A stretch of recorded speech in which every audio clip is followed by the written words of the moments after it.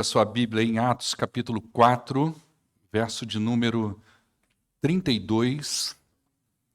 Atos de número 4, verso de número 32.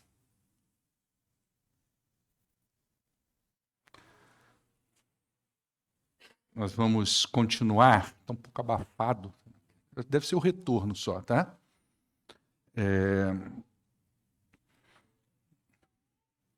As nossas reflexões no livro de Atos. Amanhã nós temos Segunda com Deus, não é? Eu não sei se vai ser aqui na igreja mesmo, não tem. O pessoal está trazendo. Tem um grupo lá no PV, no Corujão, então o Washington e o Helder estão envolvidos nisso, por isso que eles não estão aqui. Mas eu creio que será aqui mesmo, né? Até a noite a gente vai descobrir isso aí, tá? Eu ainda estou me reconectando com a realidade, porque cheguei quinta-feira, então a cabeça ainda está voando, e na segunda já vou ter que ir de novo. Então a gente fica assim nesse meio voador da coisa, né? Então eu estou tentando lembrar o que é para falar e não estou... Oi. Quinta-feira. Eita, nós. Gente, você está entendendo a situação? Quinta-feira, gente, nosso trabalho de quinta-feira está ficando legal, viu? Nós começamos com 32 pessoas, essas 32 pularam para 45, e agora nós estamos... Quinta-feira deu 52 pessoas. E é um método muito legal, muito simples, porque a gente não está fazendo estudo teológico aqui, a gente não é sobre isso, é sobre ler a Bíblia. A gente pega o texto sagrado, a gente faz perguntas específicas ao texto sagrado, tá? E, obrigado, irmão. Ali tem a participação de todos, tá? Depois tem um lanchinho, ok? Esse lanchinho a gente está tomando muito cuidado para não virar janta, porque o pessoal está começando a ficar empolgado com esses lanchinhos, né? E tem sido um momento muito gostoso. Então, quero desafiar você, encorajar você a vir participar conosco desse tempo de leitura da Bíblia, de crescimento, enfim. Tem sido um tempo bem proveitoso para nós. Capítulo 4 de Atos, a partir do verso de número 32, nós estamos numa sequência aí do livro de Atos, e isso tem um pouco me surpreendido, porque a minha ideia inicial era pegar blocos específicos e falar deles de uma maneira mais geral, só que quando a gente vai lendo e estudando o material, a gente vai vendo que tem muita coisa que não pode ser deixada para trás, né? Então a gente acaba se prendendo em textos, em sessões menores, devido à riqueza da mensagem que é transmitido para nós. E toda vez que eu leio a palavra de Deus, escrevo um sermão, como eu acabei de fazer, né, que está aqui, que nós vamos expor aqui agora, me vem aquela fala de Jesus na mente, no coração: quem tem ouvidos, ouça o que o Espírito diz às igrejas. Nós precisamos estar sempre com os ouvidos, corações abertos a respeito daquilo que Deus tem para falar para nós. Uma coisa boa de quinta-feira, né, que depois nós vamos reaproveitar esse mesmo formato de uma maneira mais intensa, é que quando você lança a semente, a mensagem do Evangelho, a exposição bíblica, num contexto como esse, com mais pessoas, muita gente, às vezes, não capta, perde a noção, é uma pessoa que está do lado, é uma criança, é uma vontade de beber água que dá, enfim, a distração, os pensamentos intrusivos que entram na nossa cabeça, e a gente perde o centro da coisa, né? No pequeno grupo, isso entra com mais propriedade, porque o grupo é menor, a participação é maior. Mas diz assim, a palavra do Senhor: da multidão dos que creram, uma era a mente e um era o coração. Ninguém considerava unicamente sua coisa alguma que possuísse, mas compartilhavam tudo o que tinham. Com grande poder, os apóstolos continuavam a testemunhar da ressurreição do Senhor Jesus, e grandiosa graça estava sobre todos eles. Não havia pessoas necessitadas entre eles, pois os que possuíam terras ou casas as vendiam, traziam o dinheiro da venda e colocavam aos pés dos apóstolos, que o distribuíam segundo a necessidade de cada um. José, um levita de Chipre, a quem os apóstolos deram o nome de Barnabé, que significa encorajador, vendeu um campo que possuía, trouxe o dinheiro e o colocou aos pés dos apóstolos. Vamos orar ao nosso Deus? Pai, muito obrigado pela tua palavra. Nada aqui pode ser desperdiçado. Tudo é de um proveito, ó Deus, incalculável para nós. Nos ensina a entender, compreender e aplicar a tua palavra nas nossas vidas e à nossa igreja. Nós oramos em nome de Jesus. Amém. Nós vamos trabalhar nesse texto, um texto complexo, que é o terror de muita gente, tá, irmãos? Mas nós vamos trabalhar nele. É palavra de Deus, amém ou não? Quero que você saia daqui hoje colocando a chave do seu carro e da sua casa aqui. Brincadeira, gente, brincadeira. Vamos lá. Nós estamos explorando o livro de Atos e a gente está fazendo isso para a gente se familiarizar um pouco com o início da igreja. Eu falei aqui desde o primeiro capítulo de Atos que nós não podemos nos distanciar disso. Já se passaram mais de 2000 anos. Então a tendência é nós nos distanciarmos dos princípios. E é muito importante, quando a gente mergulha nas entrelinhas da história, a gente não perder a visão angular dos acontecimentos. Então, vamos colocar uma lente maior, uma lente que nos permita ver de cima um pouco do que a gente já viu até aqui. Veja bem, Jesus ficou com seus discípulos durante cerca de 50 dias após a sua ressurreição. O que foi esses 50 dias? O que foram esses 50 dias? Foi um intensivão. Eles ficaram 3 anos com Jesus. Eles aprenderam muitas coisas, mas compreenderam pouco. Eles ouviram muita coisa, mas assimilaram pouco. Então Jesus ainda ficou mais 50 dias com esses homens, ensinando, encorajando, reforçando a palavra no seu coração. Foi um tempo de preparo. Depois desses dias, eles experimentaram um evento maravilhoso, que foi o evento de Pentecoste, aquele movimento do Espírito Santo, línguas como de fogo, cada um entendendo na sua própria língua. Deve ter sido um dia incrível, inesquecível. Eles viveram isso.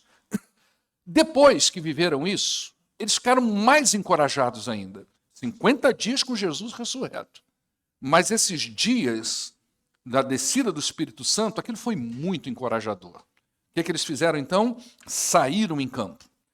E aí a primeira experiência foi um homem curado, um homem aleijado de muitos anos. Ele já estava com cerca de 40 anos de idade nessa época, já era reconhecido como uma pessoa com limitações físicas, e ali houve uma cura impressionante. Imagina como que ficou esse pessoal. A coragem no coração, o entusiasmo na vida.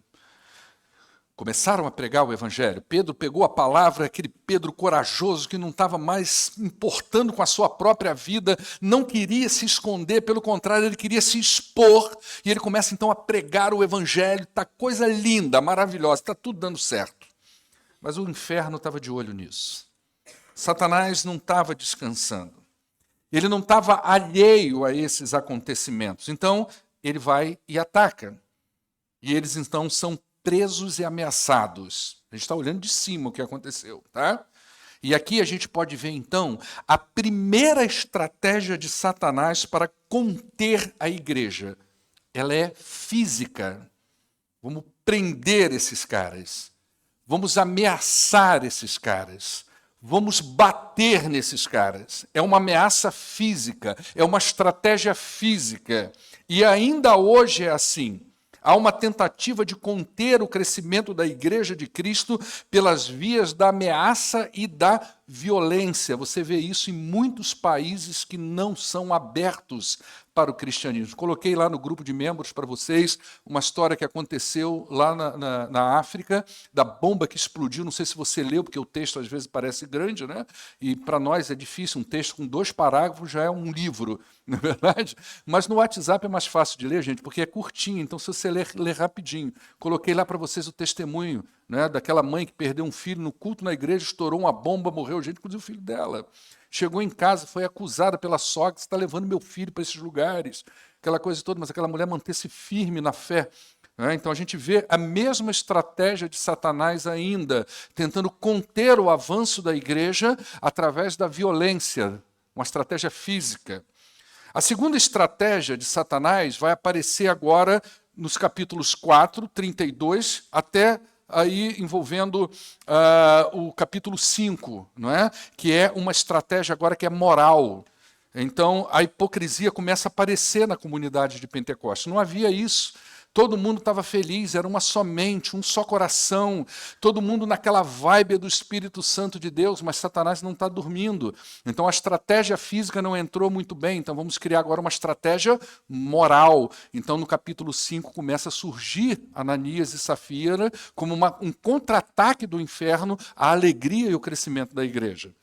Depois, ele ainda vai apresentar lá no capítulo 6 uma terceira estratégia de contenção, que será o excesso de trabalho sobre os apóstolos. Uma multidão vem crescendo, muita gente convertendo. Então vamos sobrecarregar esses caras de problemas sociais, vamos colocar preocupação com as viúvas no coração deles, o excesso de trabalho, porque fazendo isso, eles não conseguirão fazer aquilo que é o principal, aquilo que vai alavancar o evangelho, ensino e oração. Então joga trabalho em cima desses caras, não é? E eles não vão poder pregar nem ensinar, porque suas energias estarão empregadas em questões sociais da igreja e não no ensino e na oração. Então, com uma lente grande angular, nós podemos ver uma igreja crescendo no livro de Atos, uma igreja avançando no livro de Atos, mas também vemos Satanás agindo para frear o crescimento da igreja. E essas estratégias, elas estão em uso até o dia de hoje. Talvez a igreja estaria muito mais desenvolvida no sentido do seu cumprimento da sua missão se ela compreendesse essas estratégias de Satanás. Talvez muitos ventos de doutrina tivessem entrado de forma destrutiva no primeiro século da igreja, entrou, mas não destruiu, se esses homens não tivessem entendido. Porque nós vamos ver aqui como que a igreja também contra-ataca. No primeiro foi oração, depois Deus vai fulminar dois, vai dizer, olha, eu estou aqui, quem manda aqui sou eu, hein? Não é assim não, eu estou vendo que o diabo está circulando, mas quem manda aqui sou eu. Então, nós vamos vendo também Deus contra-atacando, a igreja contra-atacando essas estratégias de Satanás. Porque se não fosse isso, a igreja talvez pudesse ter sido destruída por doutrinas falsas. Entende isso? Se os apóstolos não tivessem tomado uma posição, olha, gente, nós estamos felizes com o crescimento da igreja, é isso aí, vamos fazer um monte de trabalho social, está dando certo, coisa e tal, está todo mundo vindo, isso é problema meu, aquela pessoa está, eu que tenho que levar a cesta básica, bota aqui no meu carro, eu que tenho que botar no culto, trazer no culto, bota no meu cavalo aí. Se eles não tivessem, ou melhor, desculpa, se eles não tivessem se posicionado em relação a isso, dizendo, opa, gente, espera aí, eu não posso deixar de fazer aquilo que eu fui levantado para fazer isso que a igreja pode fazer. Talvez hoje nós não tivéssemos um evangelho tão forte. Eles compreenderam as coisas que estavam acontecendo. E se a igreja hoje compreendesse isso, talvez a nossa missão estaria muito mais desenvolvida se a gente consegue ter o discernimento de como Satanás se articula para frear o crescimento de qualquer igreja, né? Aqui, ou seja, de um movimento maior. E aí a gente vai no texto, e se você é um leitor do texto sagrado atento, você vai ver que esse texto é muito parecido com Atos 2, 42 a 47, que a gente já estudou aqui. Não é? Então, lá no Atos 2, 42 a 47, você vai ver um movimento pós-Pentecostes, a unidade da igreja, ninguém tendo nada em comum, uma vida social juntas e a igreja crescendo. Certo? Então, provavelmente, Lucas está chamando a nossa atenção para os efeitos que o Espírito Santo causa na vida de uma igreja. Poderíamos pensar em quais são as marcas ou as características, não é esse o nosso tema exatamente, de uma igreja cheia do Espírito, porque isso acontece em Atos 2, 42 a 47, e agora vai se repetir aqui novamente. Então, há uma semelhança muito grande. Em Atos 2, 42 a 47, é um momento depois da descida do Espírito. No capítulo 4, dos versos 32 ao verso 37, é um momento depois daquele momento em que eles oram e Deus faz tremer o lugar. Então, é um movimento muito parecido.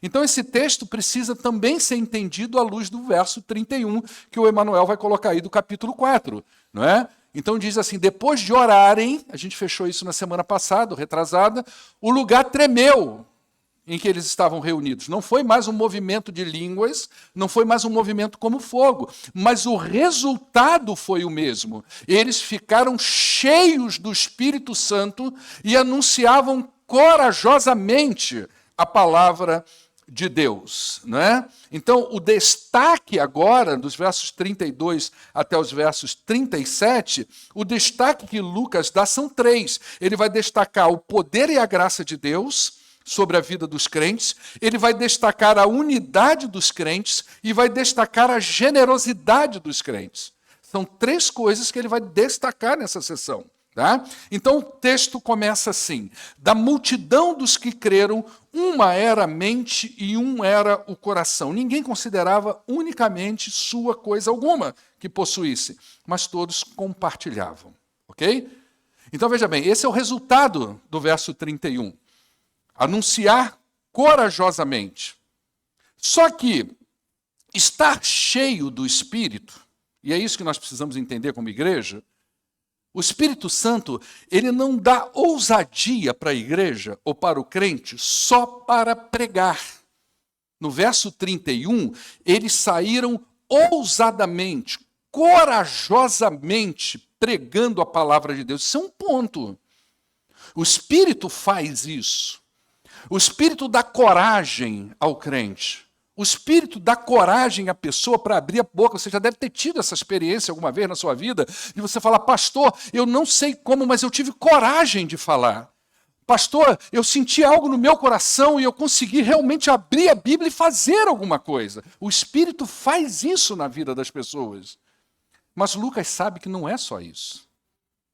Por isso o verso 32 a 37.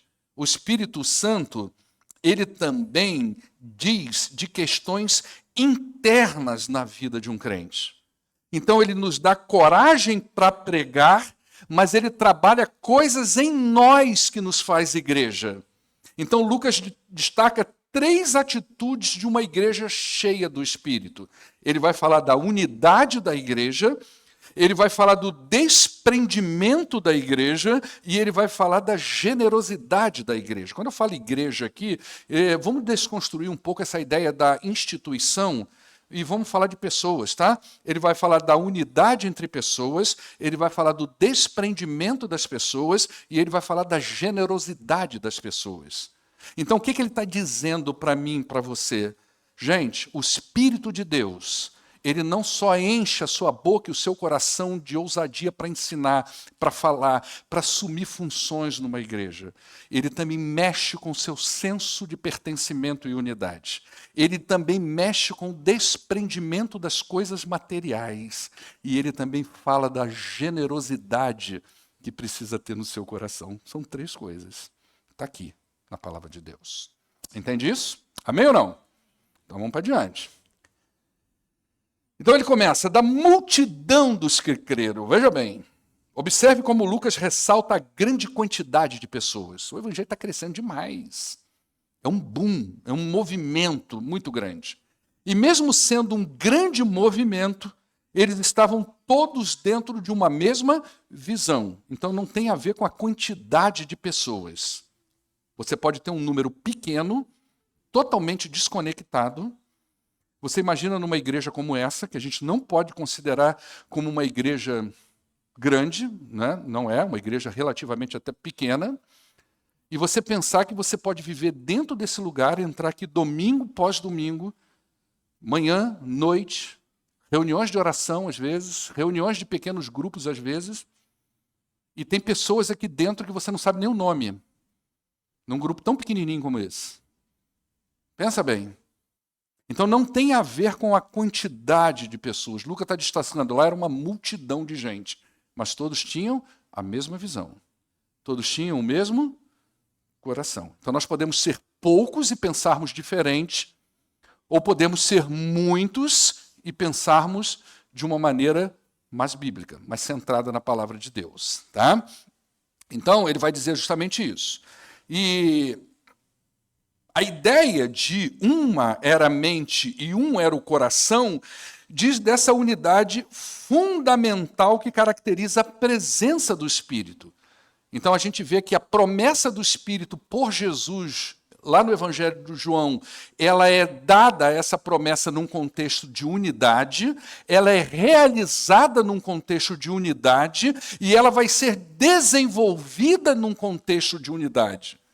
Então, uma característica fundamental da presença do Espírito na vida de uma igreja é justamente essa unidade. Então, o Espírito não age só sobre as nossas palavras, sobre a nossa pregação. Ele vai mudando nossas atitudes de forma que, presta atenção nisso, a nossa mensagem, os nossos relacionamentos, ambos formem a essência da pregação do Evangelho. Então as pessoas viam como que se organizava aquela grande multidão. Olha, eles suprem a necessidade uns dos outros. Então quando ele vai falar que Cristo ressuscitou, isso tem muito mais autenticidade e muito mais poder, porque eles estão enxergando que dentro daquela comunidade existe algo que une aquele povo de uma forma indizível, a ponto de uma grande multidão ter a mesma forma de pensar e ter o mesmo coração.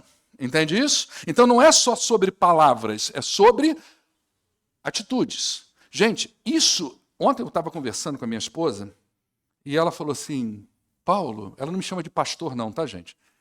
E eu estou ensinando ela a me chamar de Senhor agora. Já falei isso para vocês aqui? Já, né? Então, estão quase lá. Já saiu o S, mas não completa a frase. Presta atenção. Ela falou assim, pega a visão. Olha como que a coisa é entrelaçada. Olha como que essa questão de relacionamento dentro de uma igreja, de unidade, é uma coisa extremamente poderosa. Sua oração é comprometida se não tiver relacionamento. Seu dízimo, se você é dizimista, você não é, já é comprometido, descomprometido mesmo. Mas a sua adoração é comprometida quando não há unidade. O seu perdão, o seu relacionamento com Deus é comprometido quando não há unidade. Tudo isso está lá no texto sagrado. Oração do Pai Nosso, quando Jesus ensina aquela questão de deixar o seu dízimo e se reconciliar. Pedro fala que se você não se relacionar bem com a sua mulher, até as suas orações estão comprometidas. E como que isso perpassa pela realidade da unidade da igreja para que a igreja seja poderosa? Imagina como Deus poderia derramar muito mais sobre a sua igreja se essas relações interpessoais estivessem mais resolvidas no meio do seu povo. Entende isso? Uma era só a mente, um era só o coração. Por isso você vê grande poder. Por isso você vê coisas maravilhosas acontecendo. Por isso a graça de Deus está sobre a igreja. Por que isso? Porque uma era só a mente, um era só o coração. Essas coisas estão entrelaçadas.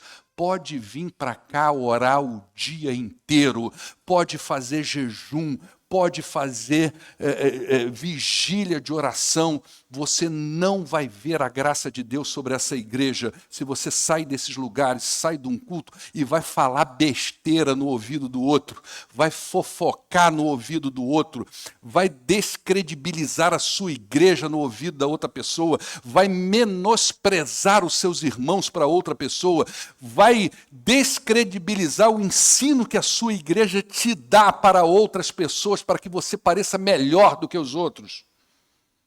Entende isso? Pegou a visão? Amém ou não? Entendeu isso? Pode andar de joelhos, que não vai mudar absolutamente nada. Porque a coisa tem um outro plano que precisa ser resolvido. Uma era só a mente, um era só o coração. Então o Espírito age sobre palavras, mas o Espírito age sobre relacionamentos e atitudes. E até a essência da igreja é essa, não é? É pregação e atitude. A igreja é feita de palavras. Nós pregamos, mas ela é feita de atitudes. Proclamamos com a boca e demonstramos a nossa transformação com a nossa vivência. Então, sem unidade, é muito difícil falar da presença do Espírito sobre uma igreja. E nessa multidão, também havia aquela preocupação, porque isso faz parte das relações com os pobres da igreja, não é? Então eles tomaram uma atitude bem radical. E o texto vai dizer: ninguém considerava unicamente sua coisa alguma que possuísse. Está aí no texto. Não tem como você rasgar essa parte da Bíblia. Tá certo? Tem como a gente entender ela, não rasgar. Tá? Então a ideia aqui é que o bem, ele é do proprietário. Certo? A minha casa é minha, a sua casa é sua. Mas que tudo que esse sujeito possui, ele entende que está à disposição de uma causa que é maior do que ele. Esse era o pensamento do negócio. E tendo esse pensamento e essa visão, o texto vai dizer que com grande poder, veja que Lucas está tentando encher mesmo o negócio, não era um poder que a gente duvidava do que estava acontecendo. Será que Deus agiu, não agiu? Será que aquela pessoa foi curada ou não foi? Será que realmente aquilo que eu vivi foi de Deus ou foi da minha emoção? Lucas está dizendo que foi um poder muito grande que havia sobre a igreja, não é? E com esse grande poder que era a pregação da palavra e as suas próprias vidas e os seus relacionamentos, aí sim eles testemunhavam da ressurreição do Senhor Jesus. Então as pessoas olhavam para a vida deles, não é? Viam a pregação deles, viam a vida deles, via então como era forte o testemunho da ressurreição e do poder de Deus. Então a grandiosa graça, ele vai dizer aí, né, uma graça abundante de Deus estava sobre eles, ou seja, o favor de Deus estava com eles, unidade e desprendimento de coisas materiais. A graça de Deus estava sobre essas pessoas. Infelizmente, queridos, o egoísmo cresceu muito no meio da Igreja de Cristo. Poucos crentes conseguiriam viver uma experiência dessa natureza. Não estou me excluindo não, tá, gente? Mas poucos de nós, vamos botar na primeira pessoa do plural, teríamos dificuldade de vivermos uma experiência dessa. Até porque nós criamos uma ideia que a gente vem, serve ao Senhor e buscamos sempre dele o favor para nós. Então, viver isso aqui é algo realmente muito profundo, não é? E isso vai ficar claro para nós nos textos seguintes, que a gente vai ver numa próxima oportunidade, que vão nos mostrar o contraste na pessoa de Ananias e Safira. Porque eles estão lá no meio, eles estão vendo aquilo tudo, eles estão vendo o mover de Deus. A propriedade é dele, mas ele não tem coragem de se lançar naquilo ali. Ele quer que as pessoas pensem que ele está. Ele quer que as pessoas pensem que eles são generosos. Eles querem ser olhados como iguais aos outros. Mas eles não são. Então eles não vão de fato se lançar nesse negócio, né? A gente vai ver isso numa próxima oportunidade, tá? Lucas vai fechar justamente o capítulo 5, quando a gente chegar no final do capítulo 4, e vai abrir o capítulo 5 com Ananias e Safira. Veja que ele fecha com Barnabé e abre com Ananias e Safira. O que Lucas está mostrando para a gente? Você precisa entender que no original não tem separação de títulos. Tá certo? Não tem separação de versículos. É uma narrativa contínua. Então o que ele está mostrando para nós? Olha o contraste que existe dentro da igreja. Olha o contraste que tem lá dentro. O cara está lá, o cara está vivendo aquilo tudo, e o outro está com o coração, ele é rico, Barnabé é rico. Ele está com o coração derramado na cruz. O outro também tem, mas não está. Mas está lá no meio de todo mundo. Tá? Então isso a gente vai ver mais na frente. Ok? E aí, a gente precisa entender que eles estão tornando real em Cristo esse povo, presta atenção nisso, esse povo, naquele momento, eles estão tornando real em Cristo um mandamento do Antigo Testamento. Porque pensa bem, gente, qual que era a Bíblia desse pessoal? Onde que eles aprenderam a fazer isso? Ok? Eles tinham esse escrito aqui, eles tinham essa narrativa? Não tinham. Então eles têm que recorrer a algum lugar. Então lá em Deuteronômio capítulo 15, verso 4, tem a visão disso aqui. Certo? Só que a gente precisa entender como que em Cristo nós entendemos isso. Olha só, entretanto, diz o Senhor, não deverá haver pobre algum no meio de vocês, porque na terra que o Senhor, o seu Deus, dá a vocês como herança para que dela tomem posse, ele os abençoará generosamente. que Deus está dizendo aqui? Olha, não se preocupe com nada, vocês vão entrar na terra, eu vou abençoar a vida de vocês. Eu vou dar emprego a vocês, eu vou dar um bom salário a vocês. Que você pensa que é você que consegue, né? Você pensa que é seu. Por isso que você gasta com aquilo que não é pão. Né? Eu, por exemplo, agora estou comendo pão todo dia, porque é para gastar com o que é pão. Amém ou não, irmãos? Então você pensa que é seu, você pensa que a sua inteligência é sua, você pensa que a sua capacidade de captação de recurso vem de você. Não é? Mas Deus está dizendo, não, pode ficar tranquilo, eu vou abençoar você. Mas você tem que pegar essa bênção e tem que ser um pouquinho generoso com alguém, para que não haja uma disparidade tão grande lá naquela terra. Afinal de contas, eu estou dando benefício a todos vocês. Tem gente que caminha um pouco mais devagar, tem gente que... Então você tem que olhar para esse cara aí um pouquinho. Então eles estão pegando essa visão. Tá certo?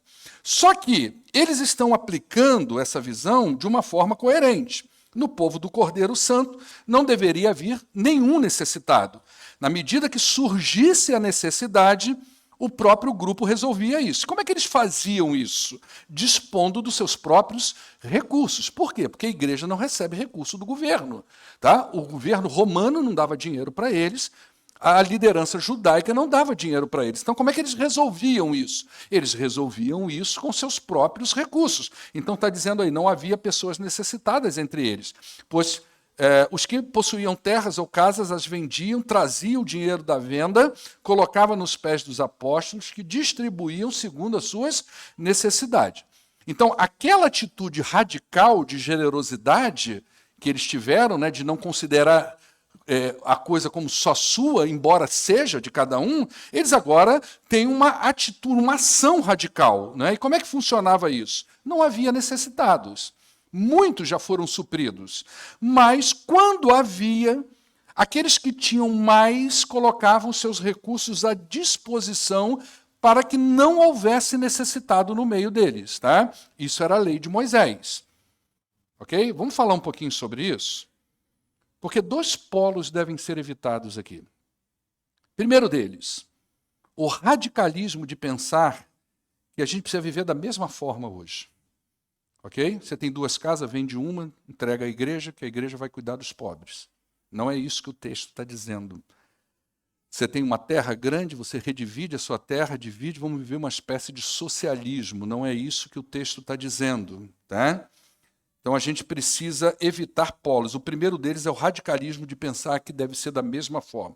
O segundo polo é o descaso total por pensar que isso também foi coisa do passado. E a gente tem a base, né, de grandes homens que debruçam sobre o texto, que vão concordar dizendo, não, eles fizeram isso, uma das motivações foi que eles esperavam uma volta iminente de Jesus, então eles não precisavam dos seus bens, eles venderam os seus bens, não é? E logo depois você vê o apóstolo Paulo fazendo campanha com algumas igrejas para suprir a necessidade dessas pessoas que eles ficaram sem nada. Então não é para fazer isso, não é? Então, são dois polos que nós devemos evitar, tá bom? Então, é importante a gente compreender o espírito do texto. Primeiro, presta atenção para você entender isso. Primeiro, ninguém abriu mão cegamente dos seus bens, ok? A propriedade pertencia à pessoa. Então, lá no capítulo 5, Pedro diz para Ananias, vendendo você o seu terreno, o dinheiro não era seu? O dinheiro é seu. Ninguém te pediu ele.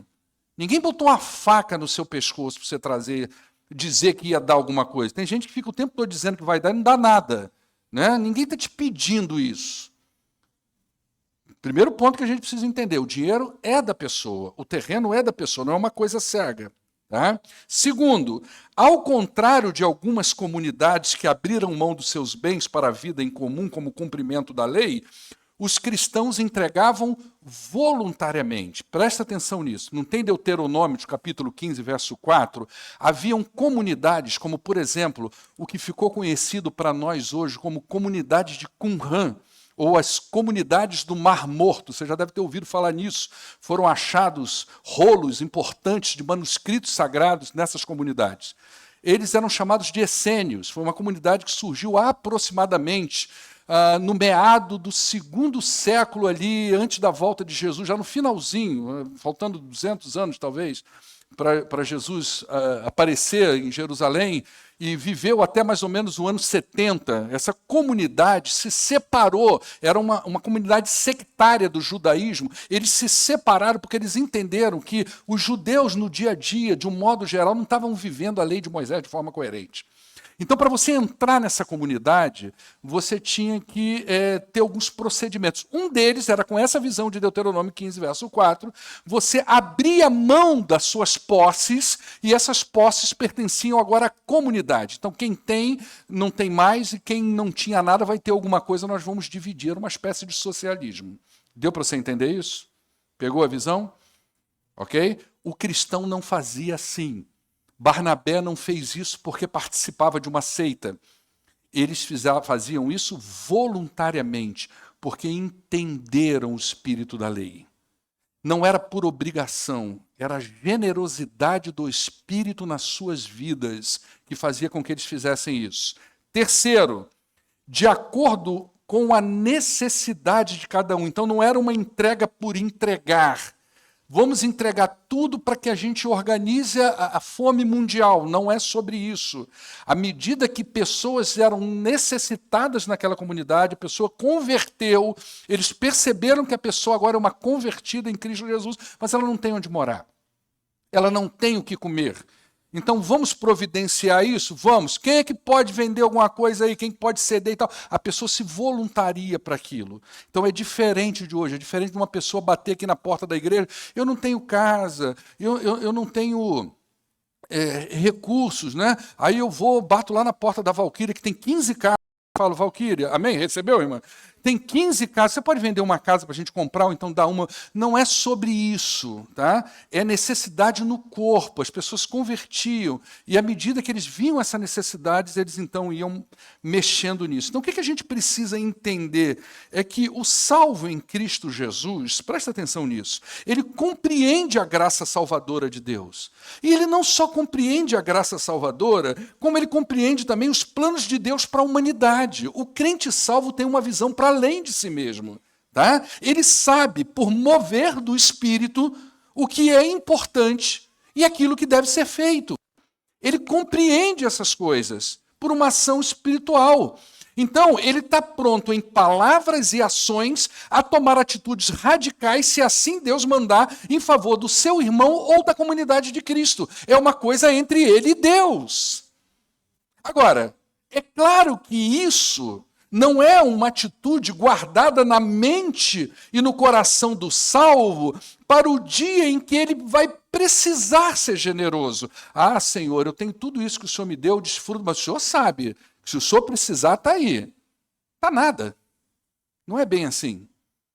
Não é desse jeito. O salvo, ele sabe que ele está à disposição do Senhor, não é?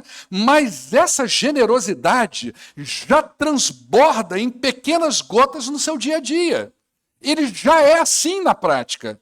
Então, o senso de pertencimento e unidade, o seu desprendimento, a sua generosidade já podem ser percebidos, mesmo que não haja nenhuma necessidade de atitudes radicais. Mas você já vê na vida da pessoa isso.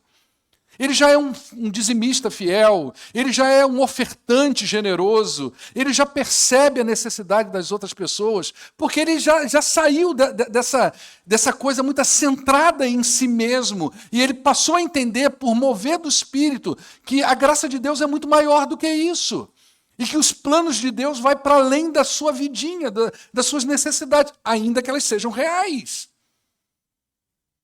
Então, você já percebe na vida dessa pessoa o transbordar dessa generosidade. Então, ele é uma pessoa que se preocupa com seus irmãos, que coloca à disposição a sua vida. Ele é fiel nos seus dízimos e ofertas, ele gosta de ajudar, ele está pronto para servir. Então, você já vê esse gotejar na vida dessa pessoa, mesmo que nunca haja a necessidade de uma atitude radical, dele ter que abrir mão, realmente eu tenho uma casa, vou vender pelo reino. Tem gente que faz isso. Tem gente que nunca terá essa oportunidade de fazer isso, mas a sua vida já transborda isso. Por fim, o texto apresenta Barnabé, né? Que quem quiser fazer brincadeira de escola bíblica dominical já está aí. Qual era o nome verdadeiro de Barnabé? Né? José, um levita de Chipre, a quem os apóstolos deram o nome de Barnabé, que significa encorajador, vendeu um campo que possuía, trouxe o dinheiro, colocou lá nos apóstolos. Uma atitude radical, né? E uma ação radical. Barnabé, então, é um extrato positivo, um exemplo que Lucas está dando para nós, está usando para falar do espírito que reinava ali naquele momento. Tá? Então ele pegou esse extrato de Barnabé. Barnabé é um exemplo do que significa na prática uma só mente e um só coração. Presta atenção. Juntos na teologia, juntos na doutrina e juntos na ação. Entende isso? Pastor, qual que é a teologia da tua igreja? Tal, concordo. Pastor, lá na tua igreja é assim, a doutrina? É, pô, legal, vou ficar aqui, mas na hora de agir tu não é um com a gente. Juntos na teologia, juntos na doutrina e juntos na ação. E esses últimos versículos agora, eles estão pavimentando a rua do contraste. Barnabé é a mostra do crente cheio do Espírito numa comunidade cheia do Espírito. Ananias e Safira é a mostra da estratégia de Satanás para frear o avanço da igreja. Mas preste atenção para a gente finalizar. Deus vai se posicionar. Amém? Deus vai se posicionar. O que a gente aprende aqui hoje? Primeiro, uma igreja cheia do Espírito Santo tem pregação bíblica poderosa, mas também tem atitudes radicais. Unidade, desprendimento e generosidade.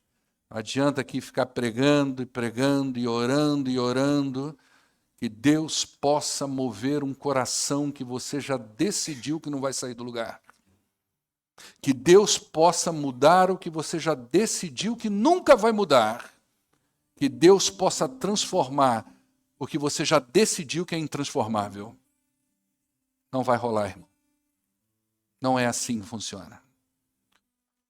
Crentes são criaturas em obra. Pensa numa construção. Todo dia tem reforma. Por isso que os outros falam sem saber que obra de igreja não acaba nunca. Não é a obra física, é a obra aqui dentro da gente. Isso não acaba nunca. Nós somos criaturas em obra, sempre passando por processo de transformações. Eu aprendo também que nós devemos ser sensíveis às necessidades dos crentes da igreja. Okay? A gente precisa... Pastor, na nossa igreja não tem pobre nessa condição. Glória a Deus por isso. Vamos ajudar outros. Vamos ajudar outras igrejas a ajudar. Vamos ver outras necessidades. Quais são as necessidades? São espirituais? São emocionais? A gente não pode nunca ficar parado. Não é? E por último, o salvo está disponível. Senhor, eu sou servo. Tudo que eu tenho é teu. Ele tem que estar disponível com o que ele é e com tudo que ele possui para ser usado pelo Senhor. E isso é cristianismo bíblico, tá, gente? A gente acostumou com aquele Deus que nos dá coisas. E a gente acredita, a gente fala, mas acredita que aquilo que a gente tem foi porque a gente conseguiu. Que a gente tem força para trabalhar porque você se alimenta bem, que você é inteligente. Não é assim que funciona. Deus dá e nos orienta o que fazer com aquilo que Ele nos dá. Isso é cristianismo bíblico. Amém? Vamos ficar de pé. Não sei se vai ser semana que vem, tá, gente? Que a gente vai voltar no capítulo 5. Nós vamos falar de Ananias e Safira. E se você não vier, o Mateus vai gravar o vídeo e vai mandar para o seu WhatsApp pessoal. Brincadeira, tá, gente? Olha lá, estão fazendo assim, ó. É isso aí, pastor, nós vamos fazer. Os caras são realmente cruéis, né? Vamos orar ao nosso Deus. Hoje à noite estaremos juntos adorando ao Senhor. Então, encoraja sua família a estar aqui. Domingo passado nós tivemos um culto tão cheio à noite, né? Há muito tempo que a gente não via uma igreja à noite. A gente tem visto, hoje está mais vazio, tem gente viajando lá para a Palavra da Vida, enfim, chuva, né? Que a gente tanto pediu a Deus para mandar. Mas domingo passado à noite estava bem bacana a igreja, né? A gente tem que voltar. esse movimento de vir de manhã à noite. Ah, hoje à noite é aniversário da igreja, isso, vai ter apresentação, vai ter música, vai ter vídeo. Lúcia, vai ter bolo? A Naide é que sabe se vai ter bolo, né? Vai ter bolo, Naide? Vai ter bolo à noite, vai ter uma festa à noite aqui, né? Então hoje é aniversário da sua igreja. Ó, menos os antigos, hein? Quantos anos a sua igreja está fazendo? Hã? 52. A sua igreja é de 1972, né? Então ela está fazendo 52 anos. É isso, gente? Parece que tem uma conta errada, porque eu sou de 70, vou fazer 54. Ah, é 2 anos a mais, né? Tá certo. Pai, muito obrigado pelo dia de hoje. Aplica essa palavra, ó Deus, que parece dura, mas eu sei que ela é libertadora se for aplicada pelo Espírito do Senhor. Muito obrigado, porque a tua palavra, ó Deus, ela nos ensina, ela nos exorta, ela nos orienta, ela nos guia para a glória do teu nome. Leve-nos para casa na tua presença e nos traga logo mais à noite para glorificar o teu nome. Em nome de Jesus é que oramos, amém. Dá um abraço.